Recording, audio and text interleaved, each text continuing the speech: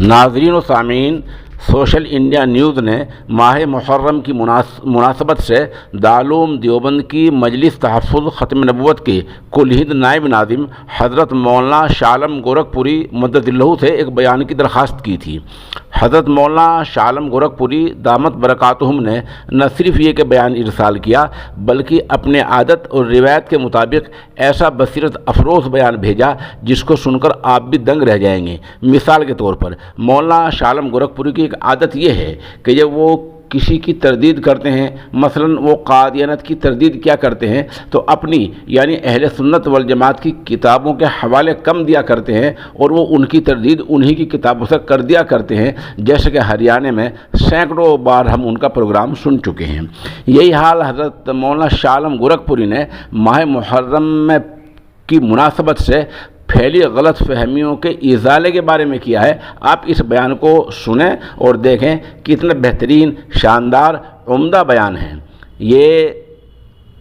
Portal आपको पसंद आए, इसको लाइक कर लें, सब्सक्राइबर कर लें, ताकि हमारी दीनी दुनियावी हर तरह की खबर आप तक पहुंचती रहे। नहमदुहु व नुसल्ली अला रसूलिहिल करीम, अम्मा बाद। आज का ये एक अहम सवाल है कि वाक़या करबला की हकीकत इस्लामी अकायद व तारीख़ की रोशनी में क्या है। आप ज़रा जानते हैं कि करबला का ये वाक़या जिसमें हज़रत हुसैन रज़ी अल्लाह ताला अन्हु की शहादत पेश आई, ये मकामे करबला में हुआ है। इसकी वजह से इसकी निस्बत हज़रत हुसैन रज़ी अल्लाह ताला अन्हु की तरफ होती है। हज़रत हुसैन रज़ी अल्लाह ताला अन्हु आप जानते हैं कि सहाबी रसूल हैं। न सिर्फ ये कि सहाबी रसूल, आपको ये शर्फ हासिल है कि आप नवासे रसूल भी हैं और आपसे अल्लाह के नबी सल्लल्लाहु अलैहि वसल्लम को इस कदर बेपनाह मोहब्बत थी कि आप अल्लाह ताला से दुआ भी फरमाते थे कि अल्लाह, मैं इनसे मोहब्बत करता हूँ, आप भी इनसे मोहब्बत कीजिए। तो हजरत हुसैन रजी अल्लाह ताला अन्हु की शहादत का ये वाक़या जो पेश आया, असल में वहाँ कूफा में शियों ने खतूत भेजकर दावत देकर बैत के लिए बुलाया, लेकिन हजरत हुसैन रजी अल्लाह ताला अन्हु ने अपने जाने से पहले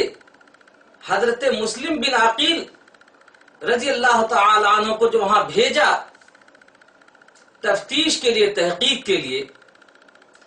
वो भी वहां शहीद कर दिए गए। तो उन्होंने जो इत्तला दी, वो इत्तला रास्ते में हजरत हुसैन रजी अल्लाह ताला अन्हु को मिली। हजरत हुसैन मदीने से मक्का आ चुके थे, हज के अयाम थे। 8वीं ज़िलहिज्जा को लोग एहराम बांध रहे थे हज के लिए और हजरत हुसैन निकल रहे थे कूफियों और राफिजियों की दावत पर कूफा की तरफ। रास्ते में जब इत्तला मिली तो ये वही मकाम करबला है कि जहां पर इन्हें रोक लिया गया। इन्होंने यजीद की तरफ से मामूर जो लोग थे उनको 3 शराइत पेश किए कि या तो मुझे वापस जाने दो, और नहीं तो मुझे सरहद की तरफ निकल जाने दो, और नहीं तो मुझे जाने दो कि मैं यजीद से मिल करके दमिश्क में खुद अपना वाक़या हल कर लूंगा। लेकिन वहां शियों ने यह देखा कि अगर हजरत हुसैन यहां से निकल जाते हैं और यजीद से मुसालहत हो जाती है तो शियों को अपने माजी के करदा गुनाहों की भी सजा भुगतनी पड़ेगी, जिसमें हजरत उस्मान गनी रजी अल्लाह ताला अन्हु की शहादत है, हजरत उमर फारूक रजी अल्लाह ताला अन्हु की शहादत है, और खुद आपके वालिद मोहतरम हजरत अली रजी अल्लाह ताला अन्हु की शहादत है, हजरत हसन रजी अल्लाह ताला अन्हु की शहादत है। इसलिए उन्होंने शबखू मारकर हजरत हुसैन और हजरत हुसैन रजी अल्लाह ताला अन्हु के साथ काफिले में जितने मर्द थे उन सबको शहीद कर दिया। ऐसा नहीं कि वहां कोई वाकया पेश आया, कोई जंग पेश आई, और ऐसा भी नहीं कि नहर फुरात आप पर बंद कर दी गई, ऐसा भी नहीं कि प्यासे किसी को तड़पाया गया, یہ پیاسے تڑپنا تڑپانا، نہر فرات کا بند کرنا اور جو ظلم و ستم کی داستانیں ہیں، یہ ساری داستانیں شیعوں کی من گھڑت ہیں۔ صحیح مستند سند کے ساتھ کہیں سے کہیں تک یہ واقعات ثابت نہیں ہیں۔ صرف اتنا معلوم ہوتا ہے کہ حضرت حسین رضی اللہ تعالی عنہ نے جب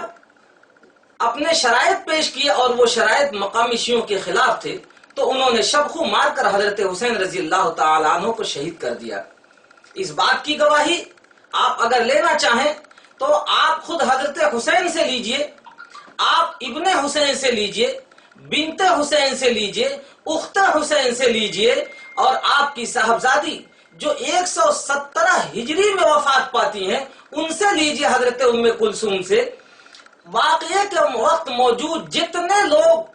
بچے ہوئے تھے انہوں نے کبھی تنہائی میں یا کبھی مجمع میں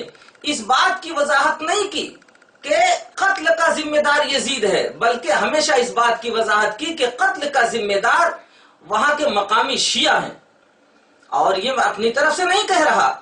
نہ اہل سنت والجماعت کی کتابوں ہی کے حوالے سے کہہ رہا ہوں، بلکہ آپ شیعوں کی کتابیں جلاء العیون اٹھا کر دیکھ لیجئے، احتجاج للطبرسی اٹھا کر دیکھ لیجئے، محمد باقر کی کتابیں تصنیفات اٹھا کر کے دیکھ لیجئے، ان میں یہ سارے اقرارات بھرے پڑے ہیں۔ پتہ چلا کہ 61 میں حضرت حسین رضی اللہ تعالی عنہ کی دردناک شہادت کا یہ واقعہ پیش آیا۔ حضرت حسین رضی اللہ تعالی عنہ خود اس کی ذمہ داری کن پر ڈالتے ہیں، اور واقعے کے وقت موجود جو مستورات تھیں وہ کن پر ڈالتی ہیں ذمہ داری، اور تاریخ کے ایک ایک ورق کو آپ کھنگال دیجئے تو پتا چلے گا یہ ساری ذمہ داری ان لوگوں پر ہے جو آج سینہ کوبی کرتے ہیں، جو ماتم کرتے ہیں، جو گلے پھاڑتے ہیں، جو اپنے چہرے نوچتے ہیں، جو زنجیریں چلاتے ہیں، اور آپ کو یہ سارے کے سارے لوگ ننگے نظر آئیں گے تاریخ کی روشنی میں کہ حضرت حسین رضی اللہ تعالیٰ عنہ کے قتل کی ذمہ دار وہی لوگ ہیں جو آج واویلا مچاتے ہیں۔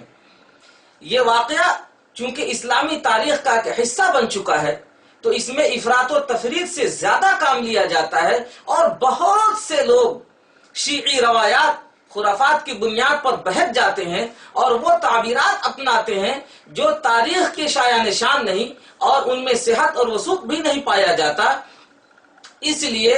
ہم علماء دیوبند، منتسبین دیوبند، متعلقین دیوبند، اور جہاں کہیں بھی جن کے بھی دلوں میں